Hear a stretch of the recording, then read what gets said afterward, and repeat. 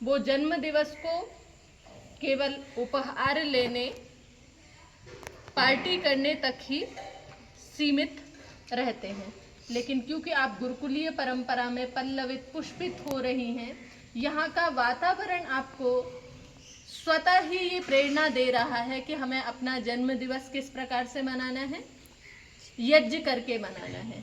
आपको संकल्प लेने के लिए किसी ने प्रेरित किया या आपने स्वयं से ही संकल्प लेने का विचार आपके मन में आया? स्वयं से संकल्प लेने का विचार आया। क्यों आया मन में संकल्प लेने का विचार?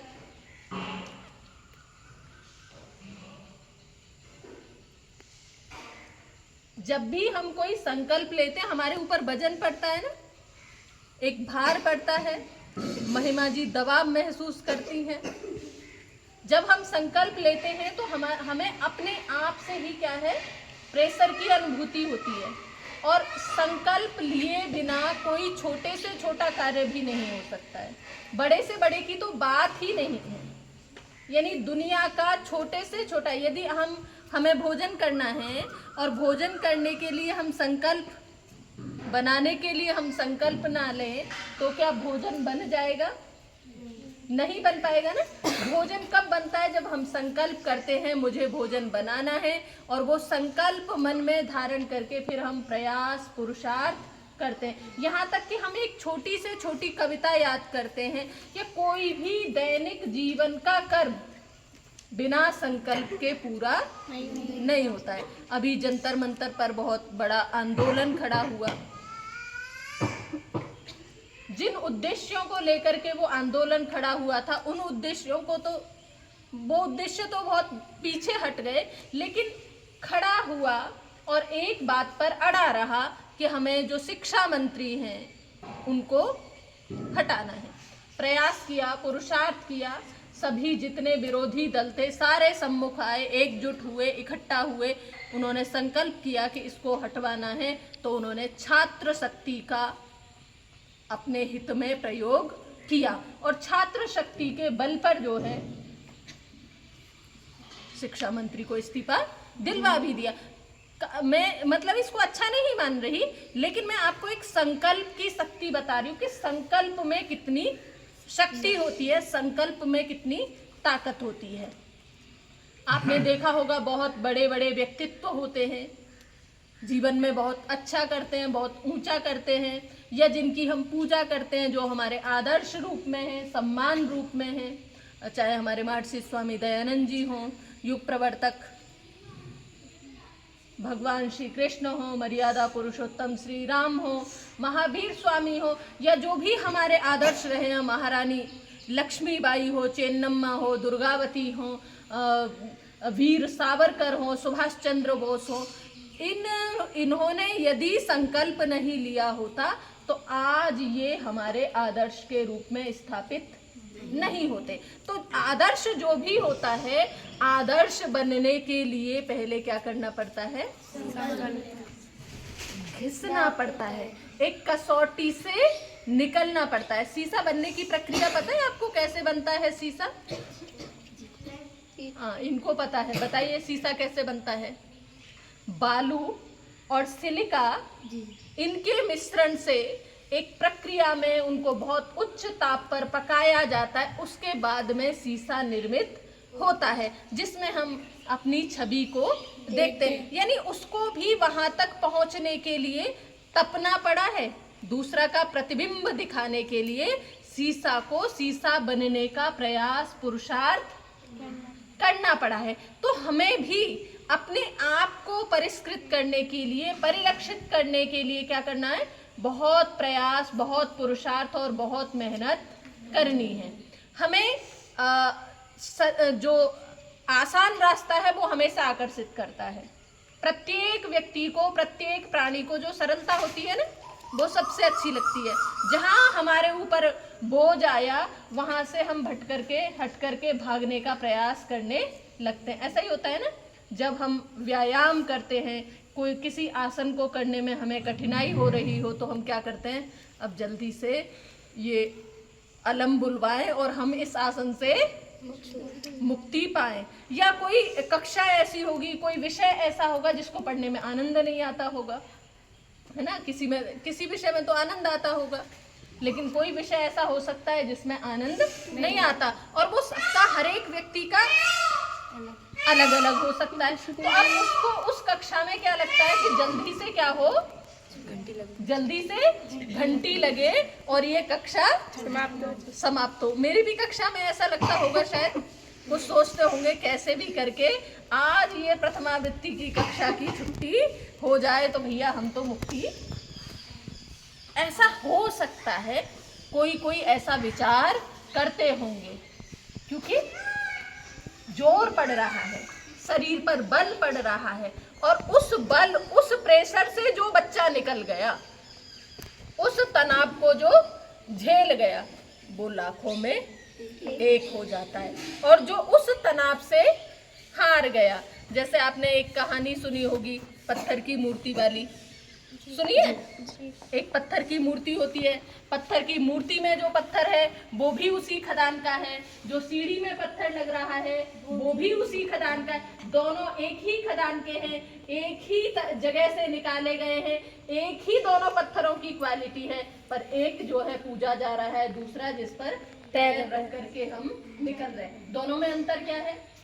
एक मेहनत से घबरा गया और दूसरे ने मेहनत को, उन चोटों को सहन कर लिया। इतना सा ही हमारे में और महान व्यक्तियों में इतना ही अंतर होता है, इससे और ज्यादा कोई अंतर नहीं होता। जो महान व्यक्ति होते हैं वो चोटों को क्या करते हैं? सहन करते हैं। विशेषकर कौन सी चोटें? जो गुरु की प्रताड़ना की चोटें हैं, है ना, जो उन्नति देने के लिए की जाने वाली हैं। अब गुरु की प्रताड़ना तो एक पक्ष है, लेकिन एक पक्ष जो है हमें स्वयं अपनी प्रताड़ना को झेलना पड़ता है। वो कौन सा पक्ष है? जब हमें अष्टाध्यायी याद करने में कठिनाई हो रही है, हम सोचते हैं हमें तो व्याकरण पढ़ना ही नहीं है, लेकिन जो बच्चा उस कठिनाई को, उस परेशानी को झेल गया, वो बच्चा सबसे अलग हो जाता है। और जो बच्चा उस कठिनाई से हार करके चला गया, वो कुछ नहीं, जैसे अन्य थे, सामान्य थे, वैसा ही हो जाता है। आज इस चीज की वैल्यू आपको नहीं पता चलेगी, कीमत आज नहीं पता चलेगी। कब पता चलती है? जब वस्तु मार्केट में पहुंचती है, जब उसका मूल्यांकन होता है, तब उसकी कीमत क्या है पता चलती है। एक व्यक्ति लाखों का हो जाता है, दूसरा व्यक्ति, हाँ, मूल्य का बहुत बड़ा अवमूल्यन हो जाता है। मुद्रा का अवमूल्यन होता है ना, मुद्रा धड़ाम से नीचे गिर जाती है, शेयर मार्केट में बहुत चलता रहता है। तो मुद्रा का अवमूल्यन यानी मूल्य का अवमूल्यन, यानी जब हम अपने गुणों से गिर जाते हैं, जब हम अपने गुणों से गिर जाते हैं, अपने संकल्प से पतित हो जाते हैं, अपनी नैतिकता से पतित हो जाते हैं, सदाचार से पतित हो जाते हैं, निश्चित मानिएगा उस दिन हमारा मूल्य क्या हो गया? मूल्य का अवमूल्यन हो गया। और ये एक साथ नहीं होता है, इसकी शुरुआत, जैसे उन्नति की शुरुआत धीरे धीरे होती है ना, वैसे ही अवनति की भी शुरुआत कैसे होती है? धीरे धीरे होती है। नीति शतक है भर्तृहरि जी की एक रचना, बड़ा प्यारा श्लोक है उसमें, शिरः सार्वम स्वर्गात् क्षितिपति धरस्तत, यानी गंगा की यात्रा को बताया है। गंगा जी कहाँ है?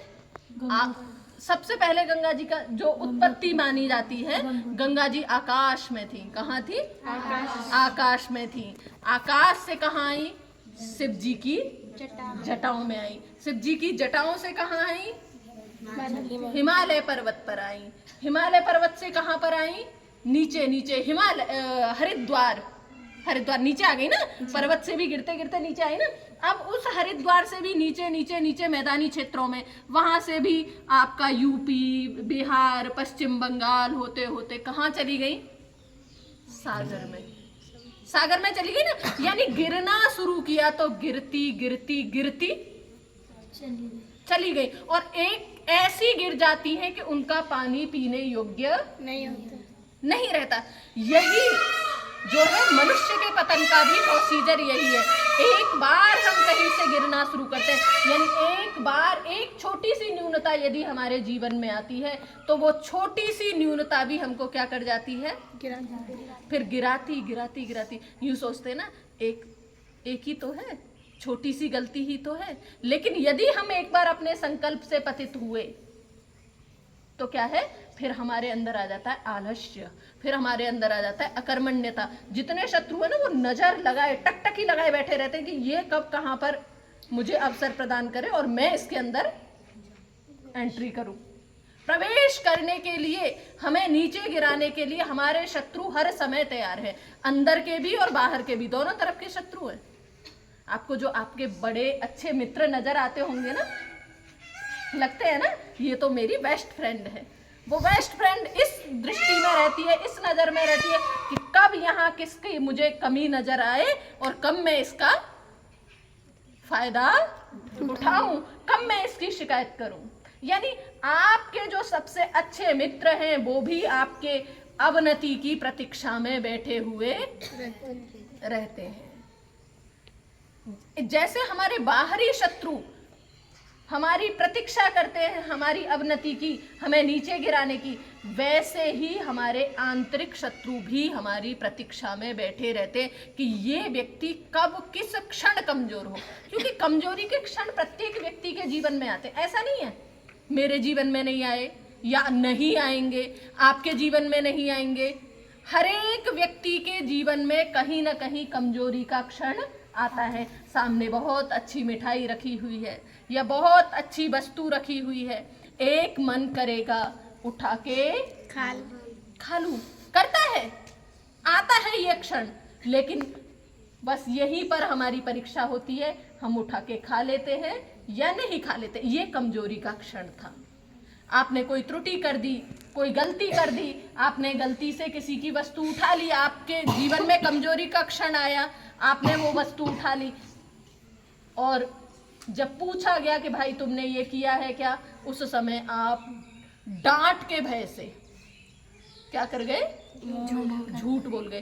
पहली गलती, दूसरी गलती। अब जब एक बार आपका इस प्रकार से प्रक्रिया में आ गए ना, फिर आपका उत्साह बढ़ेगा झूठ बोलने के लिए। किसके लिए उत्साह बढ़ेगा? झूठ बोलने के लिए उत्साह बढ़ेगा, चोरी करने के लिए उत्साह बढ़ेगा। जिस क्षण जीवन में पहली बार गलती करने का अवसर महसूस हो, जिस क्षण में पहली बार नियम में बचने की चेष्टा हो, ये दूध की पर्याय वाले अक्सर करते हैं। इनके पास अवसर होता है समय से यज्ञ में पहुंचने का, लेकिन इन्होंने एक बार अपने जीवन में एक बार ऐसा कर दिया, फिर इनका क्या हो जाता है, साहस बढ़ जाता है। और फिर साहस वो इस लेवल तक बढ़ता है बेटा, इस लेवल तक बढ़ता है, फिर कहते हैं ज्यादा से ज्यादा क्या होगा, 2 डंडे ही तो पड़ेंगे, ज्यादा से ज्यादा क्या होगा, 10 उठक बैठक ही तो लगानी पड़ेंगी, ज्यादा से ज्यादा क्या होगा, थोड़ी सी डांटी तो पड़ेगी। आता है ना ये। जिस दिन हमारे मन में ये विचार आ जाए ज्यादा से ज्यादा क्या होगा, ये होगा, निश्चित मानिएगा वो हमारे पतन की ऊपर वाली सीढ़ी जिसको बोलते हैं ना, उसका दरवाजा खुल चुका है और हम पतन के गड्ढे में गिरने के लिए तैयार हो चुके हैं। तो बहुत सावधान रहना है। क्या करना है?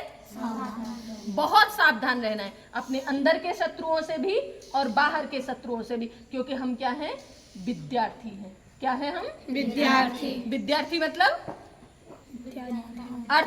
अर्थ का मतलब क्या है? वो एक अर्थी होती है ना, जिस पे लिटा के ले जाते हैं, राम नाम सत्य है। वही वाले अर्थी हैं? नहीं। विद्या की अर्थी निकालेंगे हम? नहीं। विद्या प्रयोजनम यस्य सा विद्यार्थी, यानी जिसका प्रयोजन ही क्या है, विद्या ग्रहण करना है। देखो वैसे यदि मोक्ष की दृष्टि से हम देखें तो ज्ञान को जो है छोड़ना पड़ता है। क्या है? ज्ञान को भी मोक्ष के लिए छोड़ना पड़ता है, लेकिन दुनिया में जीने के लिए, व्यवहार करने के लिए ज्ञान होना बहुत आवश्यक है। तो जितना भी हो सके, आप अभी क्या है, विद्यार्थी हैं, तो जहां से भी हो सके, जैसे भी हो सके, हर प्रकार से हमें ज्ञान का संग्रह करना है। हर प्रकार से ज्ञान का संग्रह करना है। आप बस एक लक्ष्य रखिए, मैं यहाँ से क्या ले सकती हूँ। मधुमक्खी होती है ना एक, जी मधुमक्खी देखिए, मधुमक्खी की विशेषता बताएंगे। वो केवल फूलों से नहीं, जहां कहीं से भी, जहां सबसे बेकार चीज है वहां से भी वो अपने योग्य जो उसके योग्य है उसका चुनाव कर लेती है। वही एक गंदगी वाली मक्खी भी होती है, वो अच्छे में भी कहाँ जाके ढूंढ के बैठेगी, गंदगी में, जहाँ फोड़ा हो रहा होगा। शरीर पर बहुत अच्छा साफ सुथरा पूरा शरीर है, लेकिन जहाँ फोड़ा है वहीं जा करके बैठेगी। तो अब हम बनना, हमें चुनने का अवसर जो है हमारे पास है। हमें कोई प्रेरित नहीं करता, हमें कोई फोर्स नहीं करता। प्रत्येक जीवात्मा स्वतंत्र है। मानते हो इस बात को कि नहीं? जी। कि दबाव में हो? नहीं। ये जो इस शरीर की संचालन की शक्ति है, इसके अंदर जो जीवात्मा है वो प्रत्येक व्यक्ति का, प्रत्येक बालक का स्वतंत्र है। अब वो जीवात्मा चयन करने में स्वतंत्र है कि वो किस चीज का चयन करेगी। अब चयन किसको करना है? चयन हमें ही करना है। हम अच्छे का भी चुनाव कर सकते हैं और हम बुरे का भी चुनाव कर सकते हैं। इस चयन में जो है हमारे पूर्व के संस्कार भी बहुत बड़ी भूमिका निभाते हैं, लेकिन हम अपने पूर्व के संस्कारों को भी परिवर्तित करने का सामर्थ्य रखते हैं। एक शब्द है, एक भाग्य और एक पुरुषार्थ। तो पुरुषार्थ में वो शक्ति है कि वो भाग्य को भी क्या दे देता है? मात दे देता है, टक्कर दे देता है ना?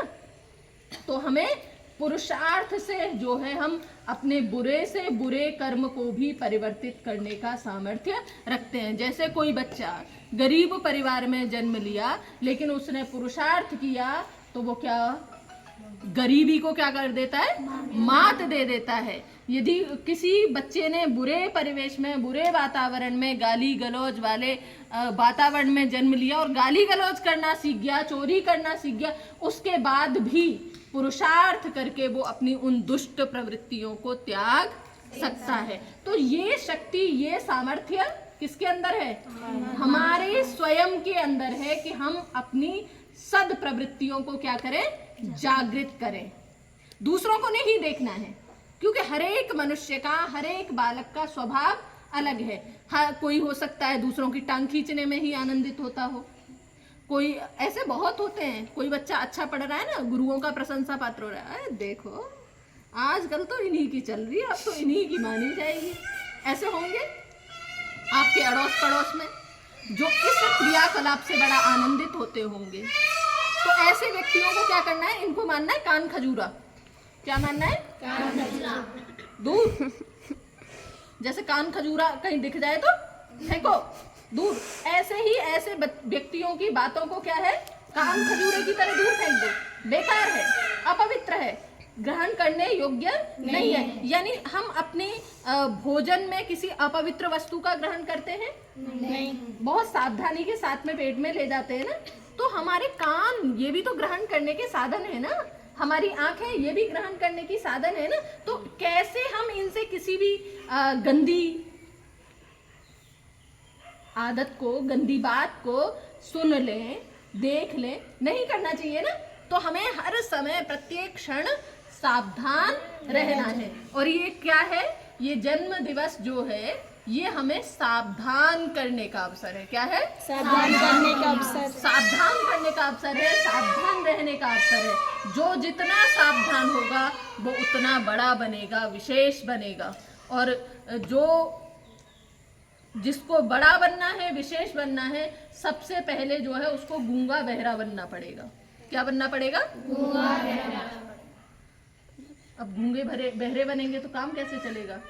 अब गुरुजी जो बताएंगे, पढ़ाएंगे, अब तो हम गूंगे बहरे बन गए, अब तो हम बोलेंगे नहीं। बातों को छोड़कर और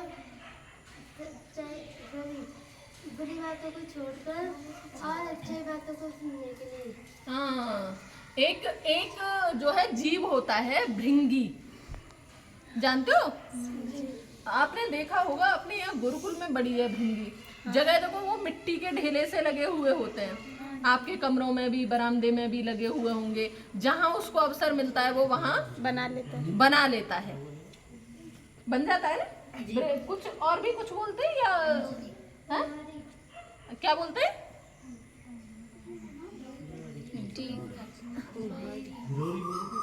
वो जो भी है आपकी लोक भाषा में जो भी बोलते हो आप देख लीजिएगा, जगह जगह मिट्टी के ढेले से बने हुए होते हैं। और आपने देखा होगा एक कीड़ा आता है, निकलता है, भिनभिनाता हुआ जाता है, फिर निकल के आता है, भिनभिना हुआ आता है, जाता है, भिनिन भिनिन करता रहता है, उसमें जाता है, आता है, जाता है, आता है, यही करता रहता है।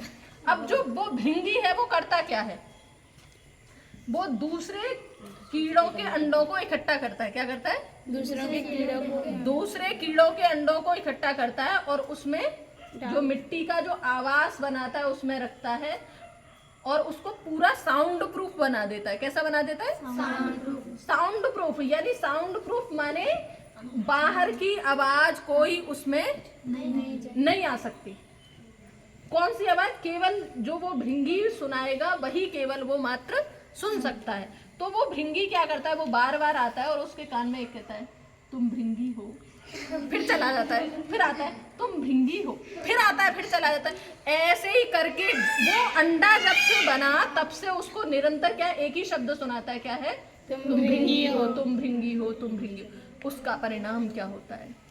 जब वो बच्चा बड़ा होता है और वो घोंसले को, जो मिट्टी का घर बना हुआ था, उसको तोड़ के निकलता है, वो क्या बन चुका होता है? भृंगी। तुम्हें पता है आतंकवादी कैसे बनते हैं? ऐसे ही बनते हैं। आतंकवादी भी कोई आसमान से तुम्हारे हमारे जैसे बच्चे ही हैं। उनको बार बार वही चीजें क्या की जाती हैं? बताई जाती है। यदि मैं तुमको ही बोलना शुरू कर दूं ना, अरे तुम तो पागल हो, अरे तुम तो पागल हो, 10 दिन आपको पागल बोलूं और तुम पागल ना हो जाओ तो देख लेना। माने बोलने में और बोल करके हमने क्या किया? उसको मान लिया, तो इसका हमारे ऊपर बहुत प्रभाव पड़ता है। तो ये जो गुरु का जो संरक्षण है, जो विद्या का संरक्षण है, जो गुरुकुल है, आपको हर समय नित्य प्रति अपने आप को क्या बना लेना है? आपको भृंगी बना लेना है। क्या बना लेना है? यानी बाहर की आवाजें आपको सुनाई ना दे जाएं। अब आपके लिए वो भृंगी जैसा मिट्टी का घर तो बनाया नहीं जा सकता। ये आवरण आपको स्वयं तैयार करना पड़ेगा। जिसको भी कुछ विशेष बनना है उसको अपनी एक परिधि स्वयं निश्चित करनी पड़ेगी कि किस परिधि की चीजें हमें चाहिए और किस परिधि की चीजें हमें नहीं चाहिए। जैसे एक योग साधक होता है, क्या करता है? अपने आप को एक कमरे में, एक कुटिया में, जहां तहां अपने आप को कैद कर लेता है और दुनिया के आलंबनों से क्या हो जाता है? दूर हो जाता है। शुरुआत यहीं से करता है, बाद में फिर वो अपने आप को इतना समर्थ सशक्त पाता है कि दुनिया के बीच में भी अपनी साधना को करने में समर्थ हो जाता है। तो एक विद्यार्थी की एकाग्रता इतने उच्च लेवल की होनी चाहिए, इतनी उच्च कोटि की होनी चाहिए कि उसके बारे में लोग क्या चर्चा कर रहे हैं, ना अच्छी ना बुरी। यदि अच्छी प्रशंसा सुन लेगा, अच्छी प्रशंसा में पड़ेगा तो क्या आ जाएगा? अहंकार आ जाएगा। और बुरी सुन लेगा तो क्या आ जाएगा? मनोभाव डाउन होगा।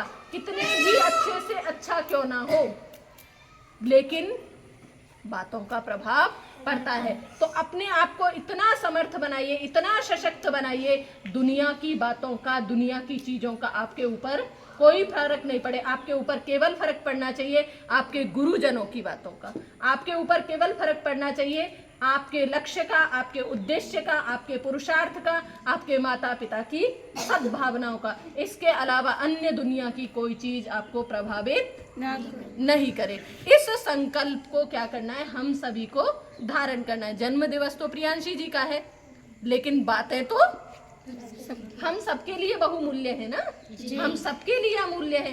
तो हम सभी को ये दायरा अपना सीमित करना है और प्रत्येक व्यक्ति अपना दायरा स्वयं निर्मित करता है। अब जैसे जैसे बच्चियां बड़ी हो रही हैं, तुम लोग भी बड़े हो रहे हो, बड़े बड़े विचार, बड़े बड़े संकल्प आएंगे, बड़े बड़े झंझावात, द्वंद्व मन में चलेंगे, है ना। तो अपने आप को बहुत संभाल करके रखने की आवश्यकता है। आपका जीवन अच्छा हो, उज्जवल हो, है ना। जहाँ कहीं पर उलझन हो हमसे सीधे शेयर कर सकते हैं, है ना।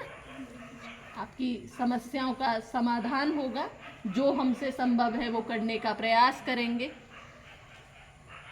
अच्छे से रहिएगा, मस्त रहिएगा, व्यस्त रहिएगा, खूब उन्नति कीजिएगा और अपना एक निश्चित उन्नति के लिए अपना एक पैरामीटर तैयार कीजिएगा। बिना पैरामीटर के कोई महान बनता नहीं है। ठीक है, तो खूब उन्नति करो। तो अब इनको आशीर्वाद देते हैं।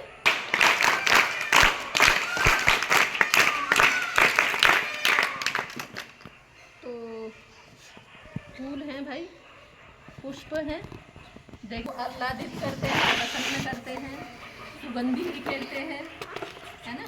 तो फूलों की तरह खिलते रहे, प्रसन्न रहे, मन हमेशा प्रसन्न रहे, खूब आह्लादित रहो, उत्साहित रहो और स्वयं भी अच्छे से रहो और दूसरे जो देखे वो भी हमें देख करके कैसे हो जाए, प्रसन्न हो जाए। पुष्प देख करके प्रसन्न हो जाते हैं। अभी महिमा जी ने अपने बालों में लगाया हुआ है, सजाया हुआ है ना। तो पुष्प क्या करता है, मन को आकर्षित करता है। तो सुगंधी भी फैलाता है, पर्यावरण के प्रदूषण को भी दूर करता है, आँखों को भी आनंदित करता है। औषधीय गुण तो होते ही होते हैं। तो प्रियांशी जी को आशीर्वाद देते हैं, दे दीजिए सबको। अच्छा, तिलक नहीं हुआ तो कलर सूखा है। स्वस्ति न इंद्रो वृद्धश्रवाः स्वस्ति न पूषा विश्ववेदाः स्वस्ति नस्तार्क्ष्यो अरिष्टनेमिः स्वस्ति नो बृहस्पतिर्दधातु।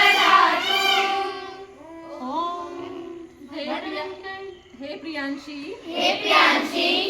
त्वं आयुष्मती,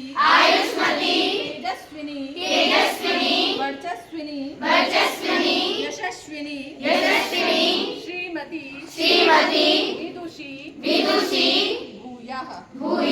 हे प्रियांशी, त्वं आयुष्मती, तेजस्विनी, वर्चस्विनी, यशस्विनी, विदुषी, भूयाः। हे प्रियांशी, त्वं आयुष्मती, तेजस्विनी, वर्चस्विनी, यशस्विनी, विदुषी, मधुरभाषिणी, भूयाः। ओम इंद्रश्रेष्ठानि, द्रविणानि देहि, चित्तिं दक्षस्य, सुभगत्वमस्मे, कोशं रयीणां, हरिष्टिं तनूनां, स्वात्मानं वाचः, सुदिनत्वमन्नम्। ओम सत्याः सन्तु, यजमानायाः कामः, ओम सुफला सन्तु, यजमानायाः कामः, ओम सम्पूर्णा सन्तु, यजमानायाः कामः। ओम शुभं भवतु, सौभाग्यमस्तु। ओम स्वस्ति। ओम स्वस्ति न इंद्रो वृद्धश्रवाः